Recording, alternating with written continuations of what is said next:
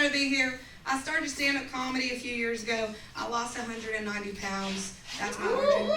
Thank you. Thank you. No, but it's so much fun. Have you ever worked so hard to realize your shitty personality is the problem? Like, it was never my weight. Like, I could catch a dick at 350 pounds, and today I struggle. Is that too strong of language for South Carolina? Are y'all gonna disappoint me? I came to talk about chicken gizzards. Are y'all? Come on. Yeah. No, but it's weird losing that much weight, because every room I go into, there's like 3 guys I slept with. They have no idea who I am. Figure out which comics they are. Figure out where they are on the lineup. Hey, Ryan, it's good to see you again. I'm actually your ex-wife. I came from LA. I said, let me hunt this motherfucker down. I want the dog back. Just like a country song. Always stealing dogs, we are. Anyway. No, I do love it. Y'all know that term? Have you ever seen a man, or I gotta see a man about a dog to tell someone to, anyway. No, but the other weird thing, so I've lost all that weight, and now like I have interpersonal problems with my married friends, right? Like they all think I'm gonna try to sleep with their husbands. I'm like, girl, I slept with him when I was fat. Why would I do all that work? You know? But it is like there's still this 350-pound woman living inside of me. She comes out again. It's like the South rising within me. I'll randomly be like, where are my chicken gizzards? And boys on Bumble don't like it. They really don't. They don't. But, you know, it's... So I've landed in like the world of like thin women. Has anyone heard the term, or the saying, nothing tastes as good as skin feels? You know this? Y'all had anorexic mothers too? Cool, we're healthy. No, but I realize the women who say that have never been to the South Carolina State Fair. You know? Like my first orgasm was halfway through a deep fried Twinkie. I know. But I started dating again, so I'm like watching all these rom-coms. Do you guys know the movie How to Lose a Guy in 10 Days? Yeah, my ladies are like, hell yeah. My men are like, I wish I could forget that film. That's a long movie, because I can lose a guy one night, easily. Like, I have a 3-step process. It's number 1, have irritable bowel syndrome. That's the first step. That's a Jewish disease. I can say that. Despite the twang, I am one of the tribe. It's a bad time of the year for us, though. We've been doing a lot of thou shalt nots. So that's the first step. Did you do that with him? Do you have IBS? No. You do? Yeah? You're such a girl's girl right now. I love it. So let's see if you did the second thing. So the second step to lose a guy one night is double text him the next morning. Tell him how much you love him immediately. That was day 2? Oh my gosh. Am I ugly? It's never worked for me. Good Lord. But okay, so the third step. This is a wild one. All right? So when y'all know that moment the first time a guy's like in bed with you and he goes, you know that? The top moment. I'm making this church appropriate. I'm making this, I said a few too many MFers already. I'm trying to reel it back in. So when he like, right there, you just look him in the eyes and you go, put a baby in me.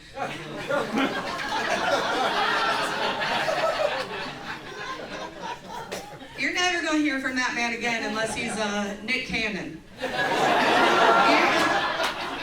You're going to hear from Nick Cannon again. But did you do that with him? No? I got some work to do. I'm really struggling. No, but I'm so excited to do a set in Habitat for Humanity. Give it up for Habitat for Humanity. So something about me, I'm the only homeless Jewish person to exist since the Exodus, right? Not currently. I joined the inside cats indoors. I'm not an outdoor cat anymore. But I was in my late teens to early 20s. Do y'all have lot lizards down here? Do you know what those are? Yeah. Wait, I've seen this. You've seen one? No, like a video. I think A lot lizard?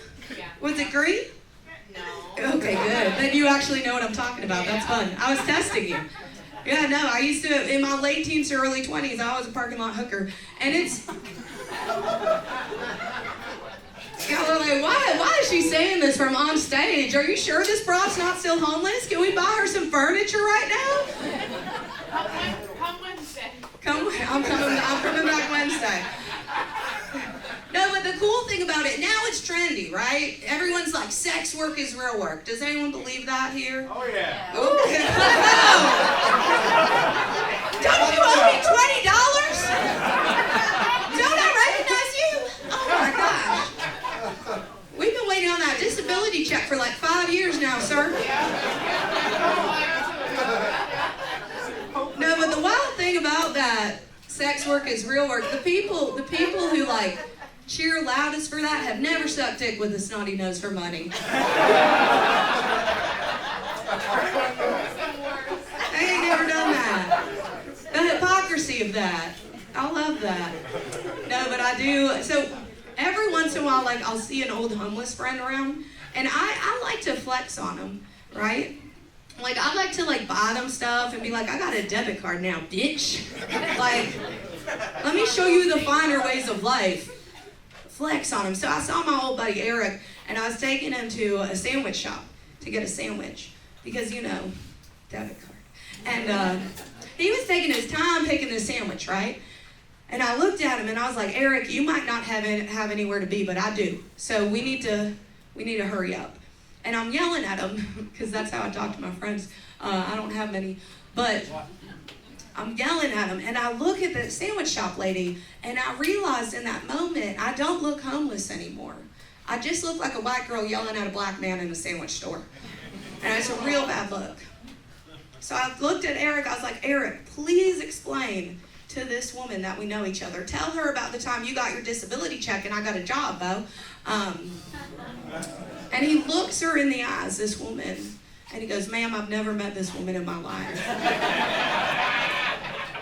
And that's where I derail the Habitat for Humanity. Don't give homeless people your money. Don't do it. I don't like them. I'm just kidding. No, but I do. Habitat for Humanity used to furnish the homeless shelter I lived in. So it's like the second I walked in here, I was like, memories. I'm like, it immediately took me back. Most people, it takes them back to their grandma's house. Me, it takes me back to the healing place of Wake County. So that's fun. Yeah. But one time we were sitting in the homeless shelter, right? We were in the TV lounge, and we had like this, she was kind of like our sorority mom of the shelter. Her name was Miss Sandra, great lady. And she was trying to be, it was the holidays, and everyone was wishing each other Merry Christmas, Merry Christmas, Merry Christmas. And Miss Sandra, she wanted to be inclusive so bad.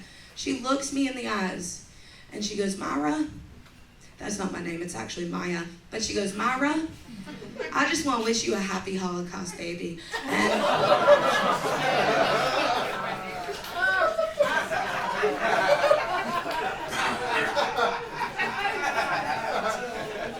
that's a wild thing to say. I was like, Miss Sandra, it's December, and I think you mean Hanukkah. I think that's what you meant. But it is fun. I also, so this year I lost all that weight, no longer homeless. And the exciting part of my life now is my 67-year-old father decided to go have a baby with a 36-year-old in China. Right? It's not a bad thing. The Riz is alive in my DNA. I don't think my eggs are going to last as long as his sperm. You look really upset right now. You look like, no.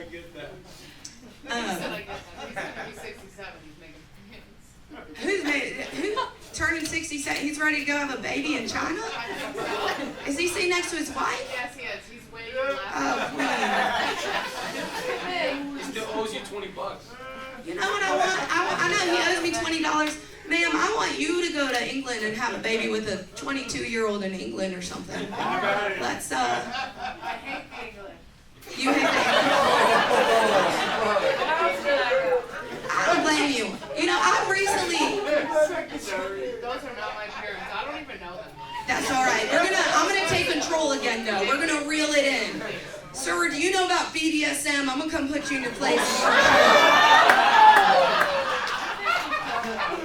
I think your wife like that one too. She was like, I'm gonna look up BDSM as soon as I get home. You don't know what is that. He needs a spanking. He's needed one for 40 years. Okay, let me get back to my little Asian brother. Oh, the thing about the English guys I was going to say. So I recently went on a date with an English guy. And I asked him, like, halfway through, I didn't know he was English. I was just like, why is your speech impediment so strong? Like, how'd you get that there, Bo? All right, let's go back to my little Asian brother, guys. Yeah, so they popped out this little half Jewish, half Chinese baby. He's like my little matzo ball dumpling. I love him so much. I keep trying to find pictures where we look alike, and I just keep thinking ones where I'm high. And so,